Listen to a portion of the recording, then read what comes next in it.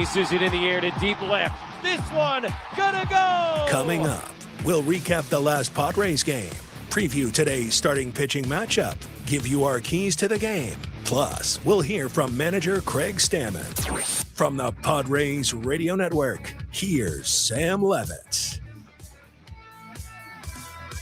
San Diego Padres baseball coming up on 97.3 The Fan and the Padres Radio Network. As today the Padres take on the Minnesota Twins in the second game of a three-game series. Our starting pitching matchup today for the Twins, right-hander Dean Kramer, and for the Padres, right-hander Casey Mize. Hi, good everybody. Sam Levitt with you from inside the Western Metal Building here at Petco Park on this Saturday afternoon, turning into early Saturday evening. First pitch coming your way at 5:40 p.m. Coming up in the next 50 minutes, a lot to do. We'll hear from Padre manager Craig Stammen, from Padres rehabbing reliever Jason Adam, from Padres closer Mason Miller. We hear from starting pitcher Michael King, and in just a few minutes, we check in with Bob Scanlan inside the Padres radio booth. But first, it's time to set the table, brought to you by Fraser Farms Market. Set your table with the highest quality of natural and organic products from Fraser Farms Market, a San Diego original since 1971, with 3 locations, La Mesa Vista and Oceanside, and at FraserFarmsMarket.com. Padres come in 69-60 on the season. They continue to play very good baseball. They've won 19 of 26 games going back to July 24th, the best record in the major leagues in that span. They've also won 13 of their last 15 games here at home. They begin the day sitting in the National League's final wild card spot, 1 game up on the Arizona Diamondbacks. Twins, meanwhile, come in 63-66. Even with that record, 3 games under 500. They entered today just 1 game out of the American League wild card picture, just 1 game back of the Texas Rangers. Well, we had the series and homestand opener here in downtown San Diego last night. Let's quickly rewind. Did you miss what happened in the last Padres game? Let's take a look back with our Padres Rewind on the Padres Radio Network. Friday night here at Petco Park, bottom of the first inning, it was Ty France.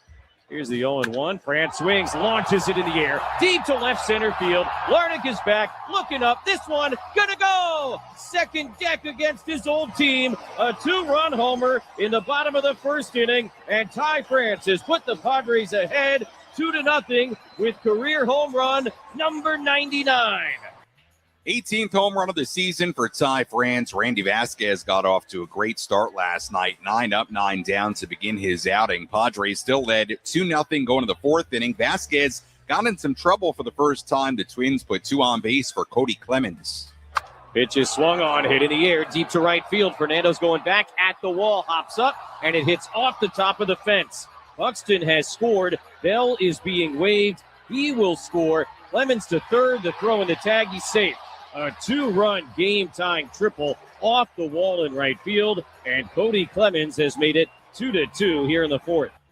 We were still tied at 2 going to the bottom half of the 5th inning. Rookie lefty Connor Prelip still working for Minnesota. The Padres rallied against him. Austin Hayes reached on an infield single. Jake Cronenworth drew a 1-out walk. That brought up Fernando Tatis Jr.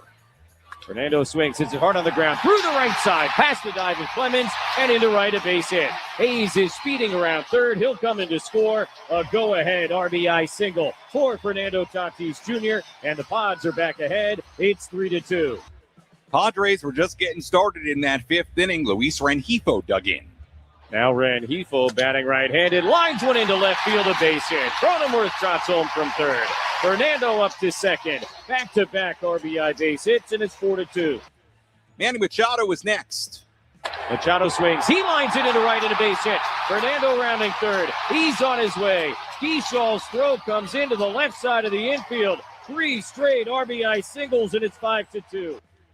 Padres would get another run on a sac fly from France's 3rd RBI of the day. A 4-run 5th inning. Padres led it 6-2. Padres pitching did the rest from there. Randy Vasquez went 7 strong innings. He would pick up the win. Bradley Rodriguez pitching a scoreless 8th inning. Mason Miller did the same in the 9th inning. Padres pitching retiring the final 16 batters of the game. And the final score in the series opener yesterday here at Petco Park, Padres 6 and the Twins 2. As we get ready for Game 2 of this 3-game set, let's go inside the Jerry Coleman Broadcast Center.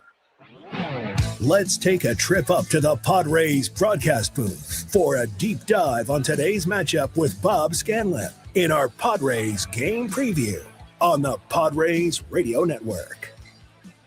Well, Scan, let's start with the big picture here with the starting pitching. Casey Mize will try to keep this rotation rolling here today. We'll focus on Mize in particular in a second, but the Padres have received 5 consecutive quality starts, the latest of which came last night. Randy Vasquez, terrific in 7 strong innings. Your thoughts on the renaissance of this starting rotation after the trade deadline? These guys have been absolutely great lately.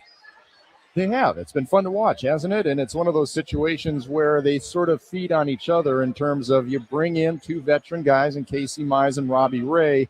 There's less pressure on Michael King and Walker Buehler and Randy Vasquez when he's gotten his starts.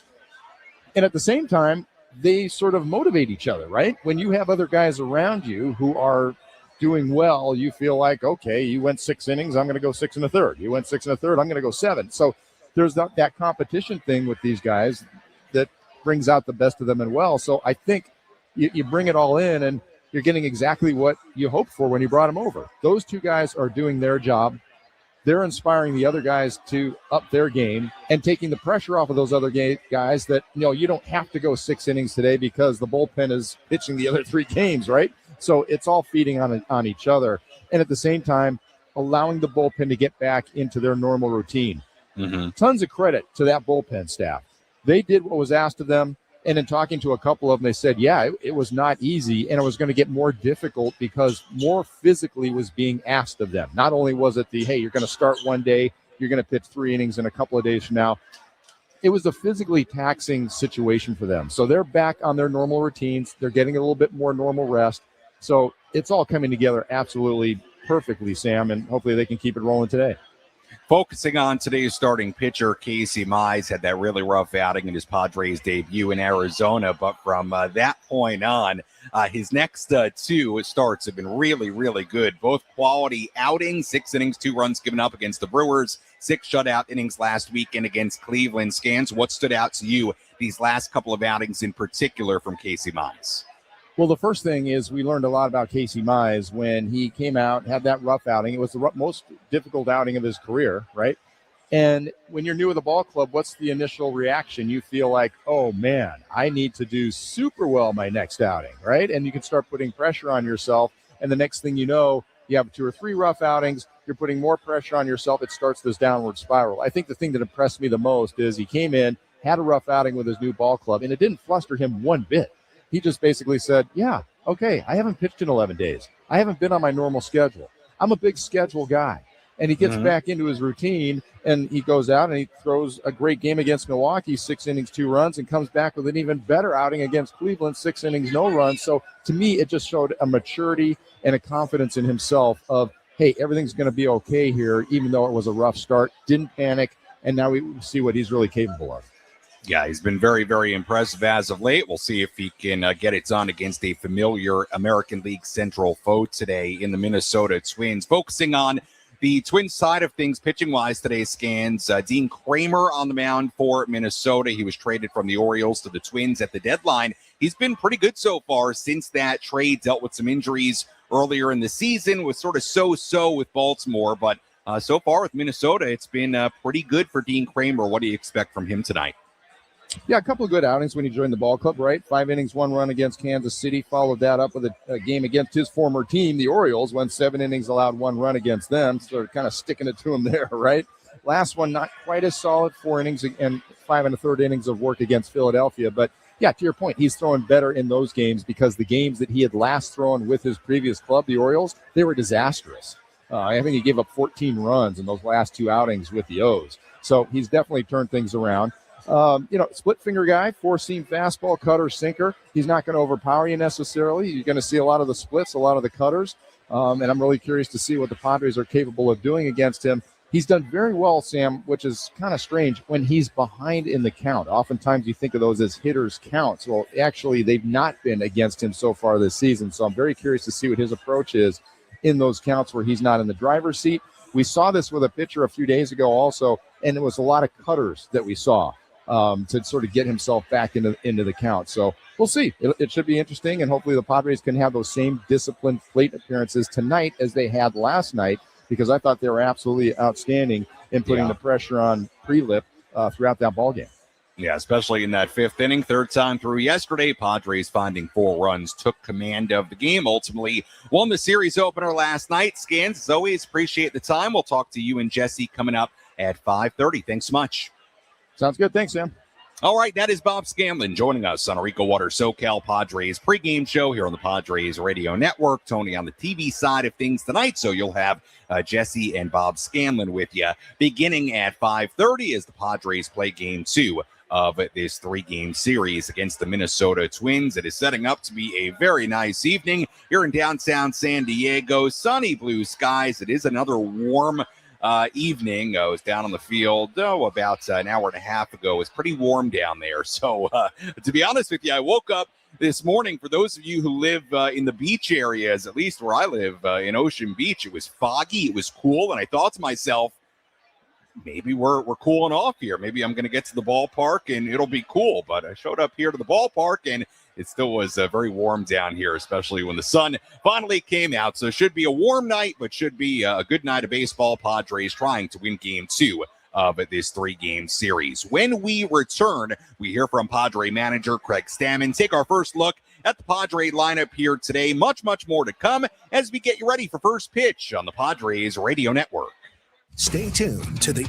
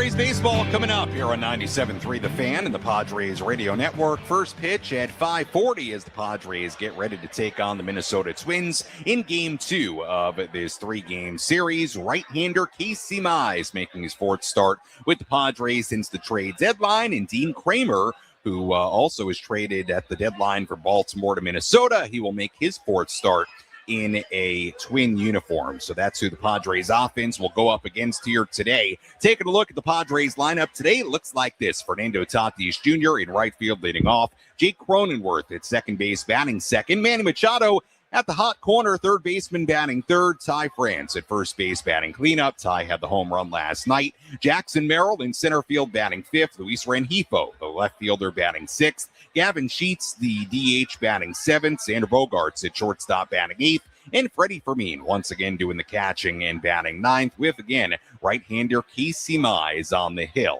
As we get ready for today's game, let's hear from Padre manager Craig Stammen. He begins by talking about tonight's starting pitcher, Casey Mize. Let's pull up a seat in the manager's office and hear from Padres skipper Craig Stammen. Served up by Sinley Food. If you've had better chicken, you must be a rooster.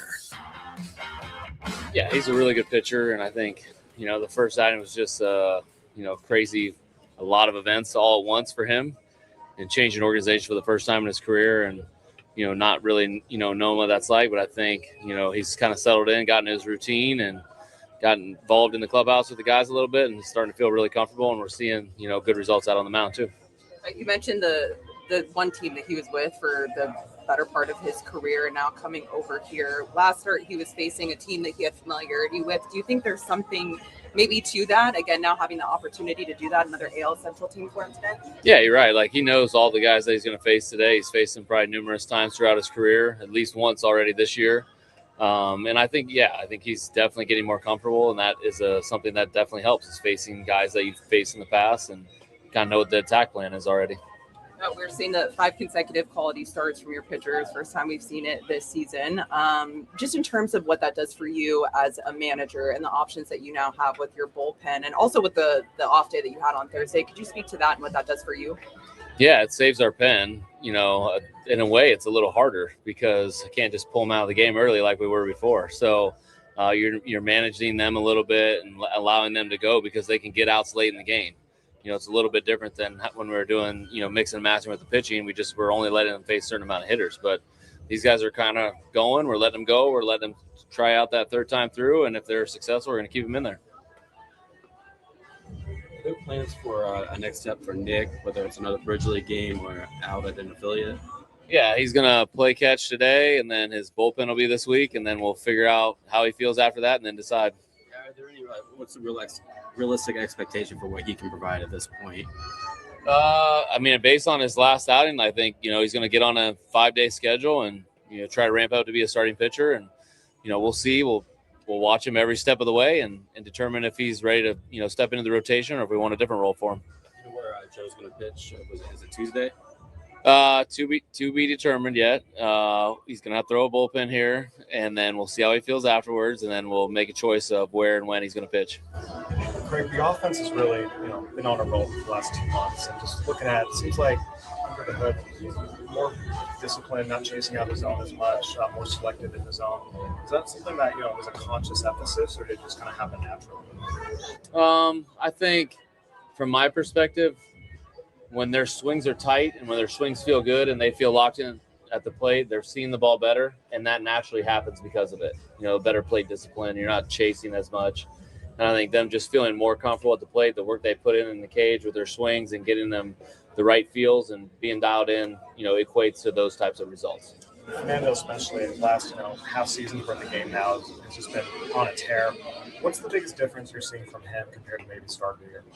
I think now he's just a baseball player. He's not trying to be a home run hitter.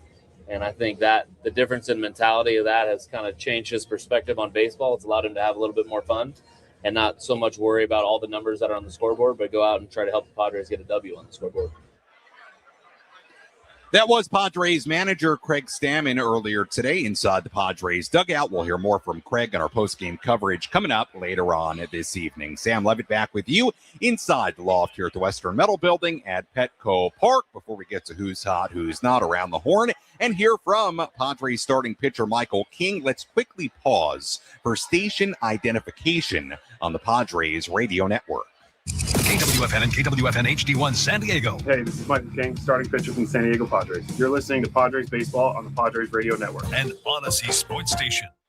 How about that? I mentioned Michael King. We hear from Michael King as we get ready for game 2 of this 3-game series at Petco Park. Padres and the Twins. Padres in the midst of a 6-game homestand. Let's tell you who's hot, who's not. Which player is locked in at the dish? Who needs to step up their game? This is Who's Hot, Who's Not. Presented by ASAP Drain Guys and Plumbing, a division of Anderson Commercial, your full-service plumber serving San Diego County. Oh, you put one guy in each category today. Let's begin with Fernando Tatis Jr., who has been red hot as of late. His last 16 games, batting .310 with an 1156 OPS, 7 home runs, 5 doubles, 13 RBIs in that span. He's also driven in a run in each of his last 4 games. The not category, it's been a tough go for Jackson Merrill. Remember, he had a stretch of 24 games where he led the major leagues with an 1130 OPS. But in his last 7 games since that stretch led him up to that last road trip. When that road trip started, he's been 2 for 25 in his past 7 games. He struck out 13 times in the 25 at-bats. So Jackson's going through it right now. Hopefully he bounces back beginning today. Merrill in the number 5 spot in the batting order and playing center field. And that's a quick look at who's hot, who's not, as we get ready for first pitch coming your way at 5:40. Now let's take you around the horn, give you some headlines from around the major leagues.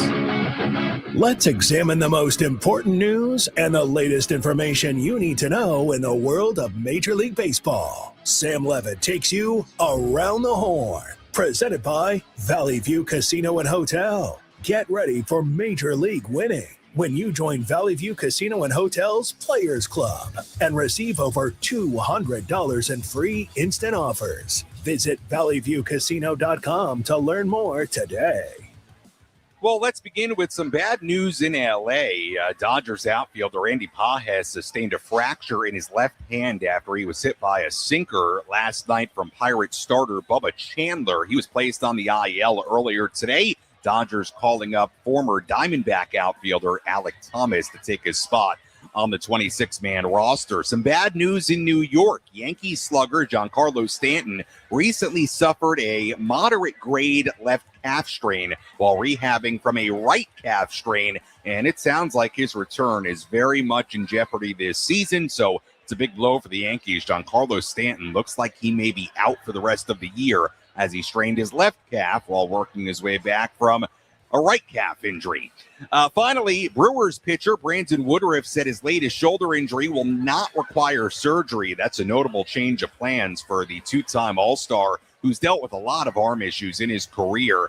Looked like he was going to have surgery on his shoulder. Does not appear to be the case. And even though it remains pretty unlikely, does create at least a slight chance, according to Woodruff, that he could pitch again this season for the Brewers. And that is a quick look at some of the headlines from around the major leagues. We'll have a full look at the out-of-town scoreboard coming up in just a little bit.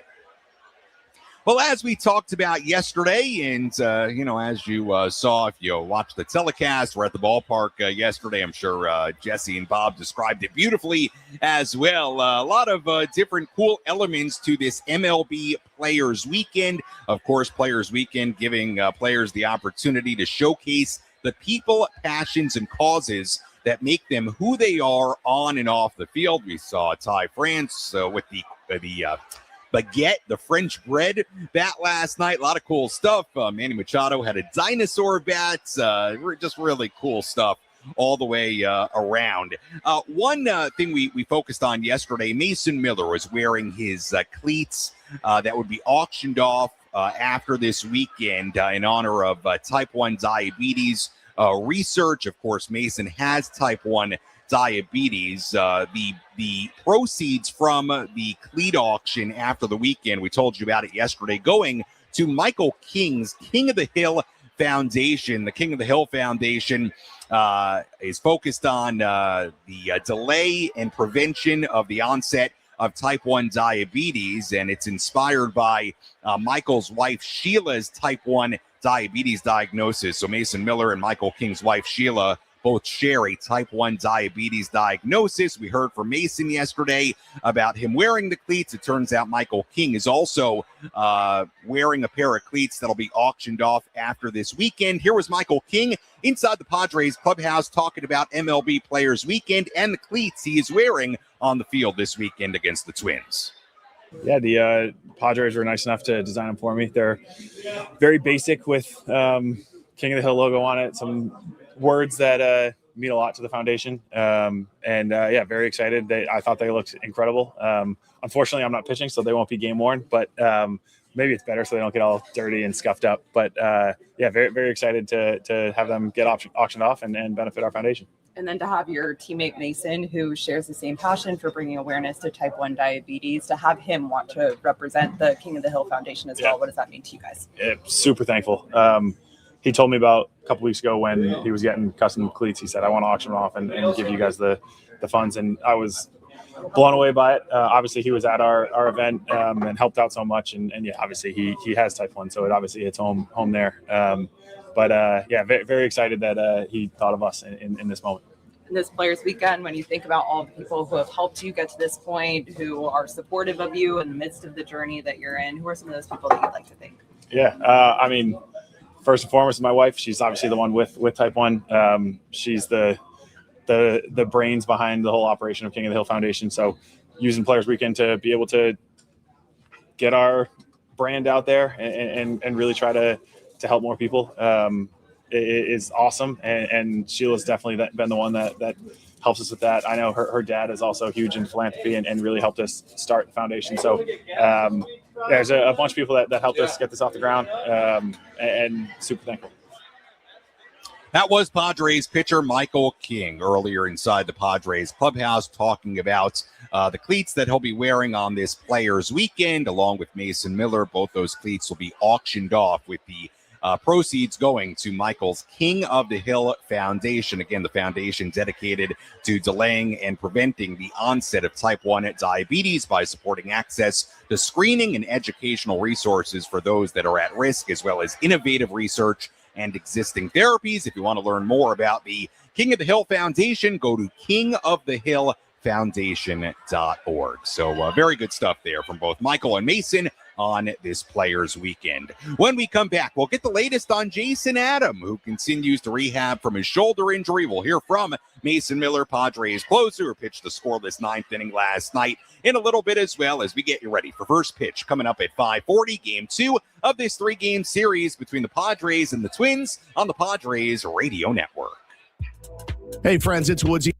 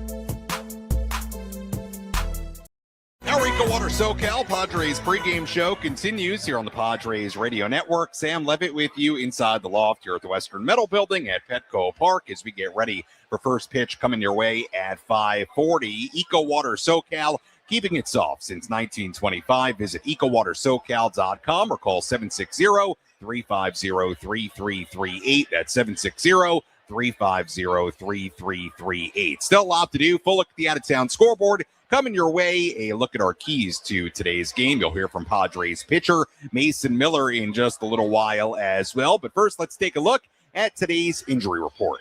Who's in? Who's out? This is the Bada Fulkerson Injury Report, presented by San Diego's Bulldog Injury Attorneys, who hope you're never in an accident. But if you are, make Bada Fulkerson the first call you make. Hit them up 24/7 at badafulkerson.com.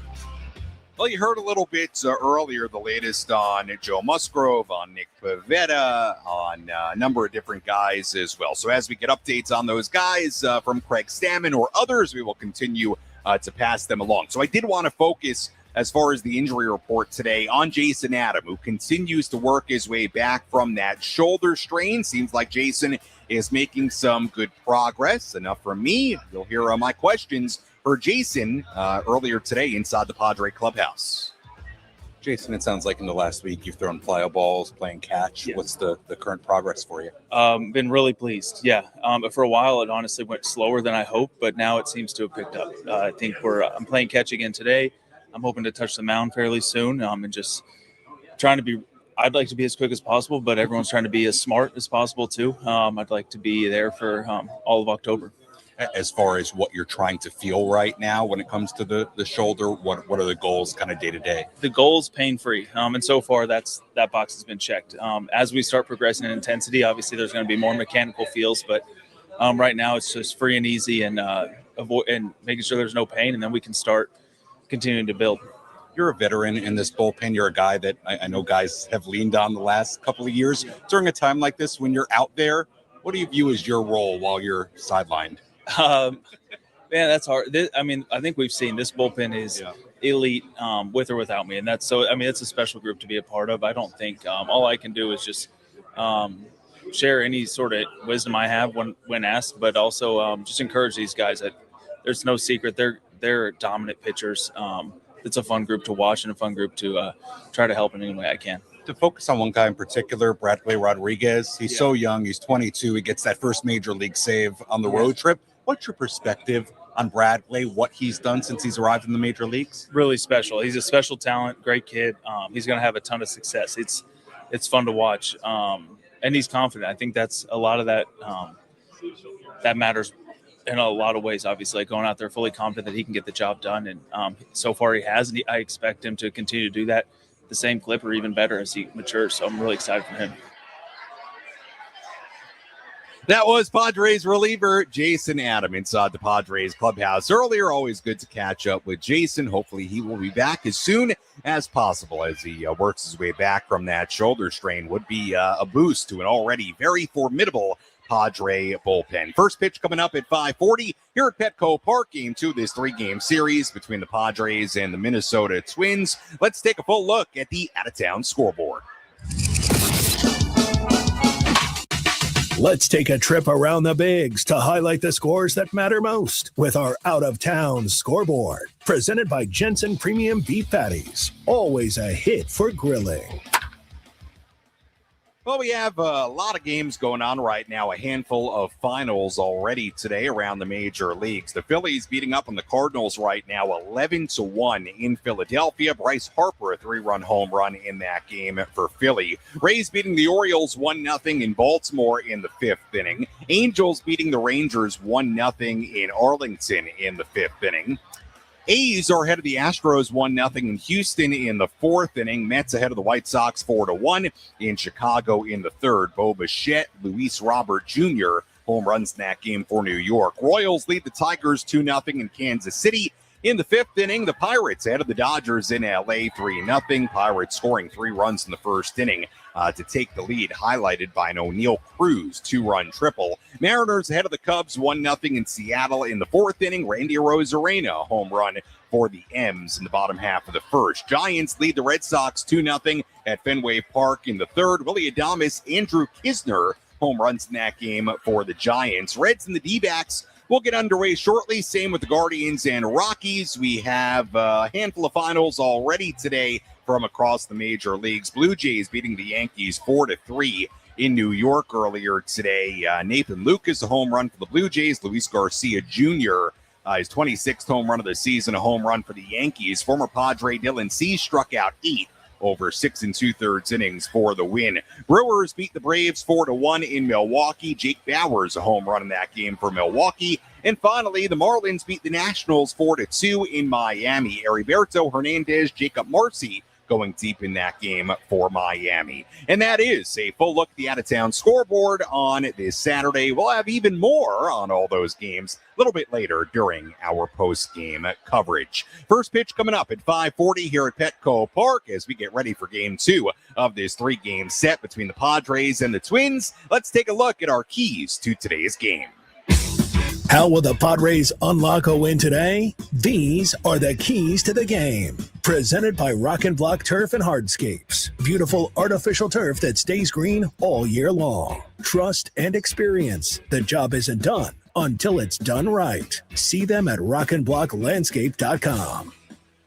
Key number 1, Mr. Mize. Keep this rotation rolling. The Padres rotation has totally turned a corner as of late. They have received 5 straight quality starts. The latest was Randy Vasquez going 7 strong innings last night. Not only that, a Padres starter has gone at least 6 innings and allowed less than 2 runs in 5 straight starts. It's the first time that has happened since 2022. That is how good Padres starting pitching has been as of late. Not just that, the Padres have received 8 quality starts in their last 10 games. The Padres never had more than 2 quality starts in a row before this 10-game stretch. So the pitching has really turned a corner. You can thank Casey Mize. You can thank Robbie Ray. You can thank Michael King, Randy Vasquez, Walker Buehler. It's been everybody as of late. Can Casey Mize keep it rolling here today? That is key number 1. Key number 2, avoid the yo-yo. And I did steal this from Kevin Acey in the San Diego Union-Tribune earlier this morning. I'm talking about the Padre offense. They've been a quote-unquote yo-yo offense lately. What I mean by that is they're up and down, up and down. How about this? Run totals the past 12 games. 3 runs, 7 runs. 3 runs, 11 runs. 4 runs, 7 runs. 1 run, 5 runs. 1 run, 5 runs. 2 runs, 6 runs. Inconsistent. Yesterday they scored 6. You want to avoid scoring something like 1 or 2 here today. That has been the trend as of late. Hopefully the Padres can get off the roller coaster offensively here today. That is key number 2. Let's stay on offense. Stay homer happy at home. Padres have homered in each of their last 10 home games. They've hit a home run in 11 straight home games, just 5 times since Petco Park opened in 2004. So they'll try to do that for a 6th time in franchise history here today. Hit a home run in 11 straight home games. Ty France had the 2-run home run in last night's win. And finally, key number 4, don't let Byron Buxton heat up. He is by far and away the best player on this Twins team. Best offensive player, too. But since he's come off the IL with a hip injury, he's just 3 for 24 with 1 RBI in 7 games. Keep in mind, his 25 home runs through June 22nd, ranked 3rd in the majors. He has not hit a home run since that date, June 22nd. Buxton typically very good against Mize, 8 for 23 in his career against Casey Mize with a couple of home runs. Those two have seen one another a ton from their time together in the American League Central. So can the Padres limit Byron Buxton once again here today? I throw Josh Bell in that category as well. He's having a really nice season, batting 3rd for the Twins today. And that's a look at our keys to today's game. When we come back, we'll hear from Padre closer Mason Miller. We also take an even deeper dive into today's starting pitching matchup between Casey Mize and Dean Kramer. First pitch is coming your way at 5:40 p.m. from Petco Park, right here on the Padres Radio Network. Keep it locked to the EcoWater.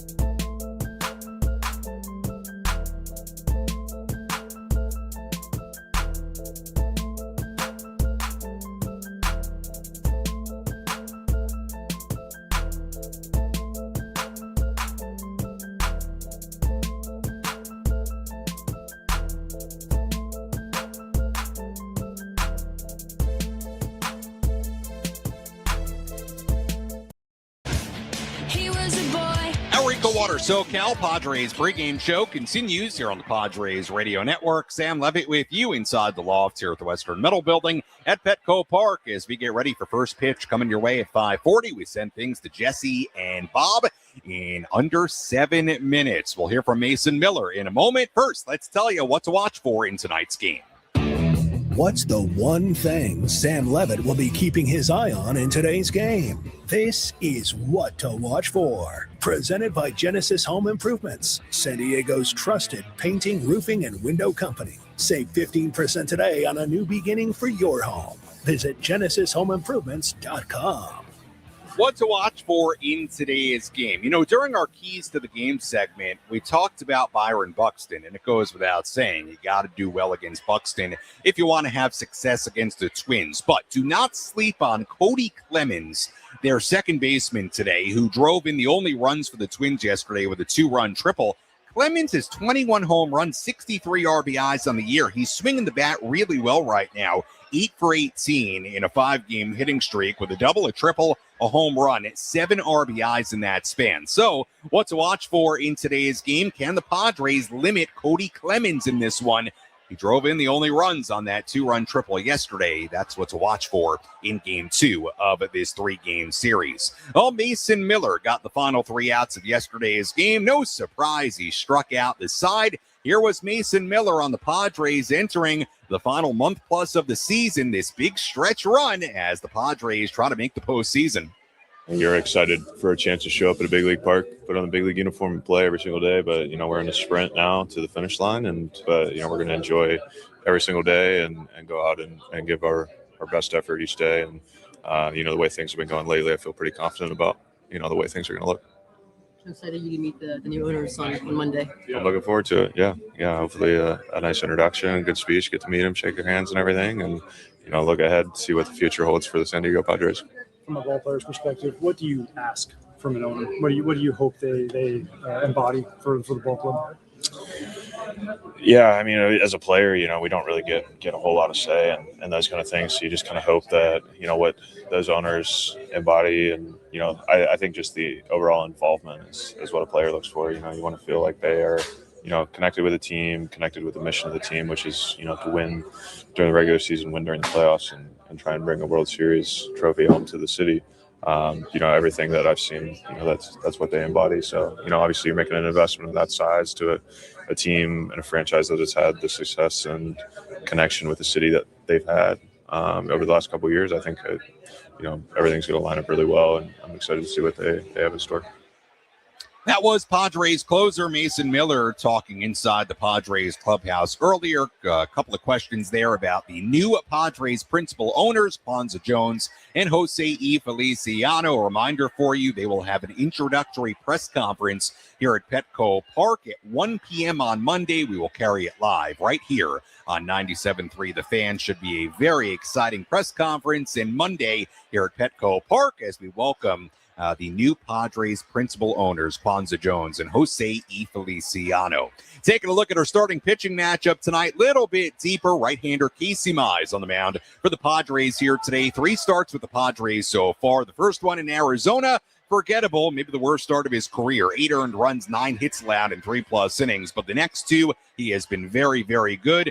Mize going 6 innings, 2 runs given up against the Brewers, then 6 shutout innings last weekend against Cleveland. He has a career 5.34 ERA in 12 career starts against the Twins. Gave up 5 runs in 4+ innings at Target Field in Minnesota back in April in his lone outing against the Twins this year. Right-hander Dean Kramer traded from the Orioles to the Twins at the trade deadline. He's been good with Minnesota so far, a 3.12 ERA in 3 starts since joining the Twins. His last start, though, against Philadelphia, a little bit shakier. 5 innings and a third, 4 runs given up on 5 hits. As always, we appreciate you tuning in to our EcoWater SoCal Padres pregame show here on 97.3 The Fan and the Padres Radio Network. When we come back, we send things to the Jerry Coleman Broadcast Center. Bob Scanlan and Jesse Agler have the full starting lineups, first pitch, and all the play-by-play. I'll talk to you on our post-game coverage. You're listening to your home for Padres baseball, 97.3 The Fan and the Padres Radio Network. Sid's Carpet Barn is San Diego's undisputed floor covering leader. At Sid's, you'll always find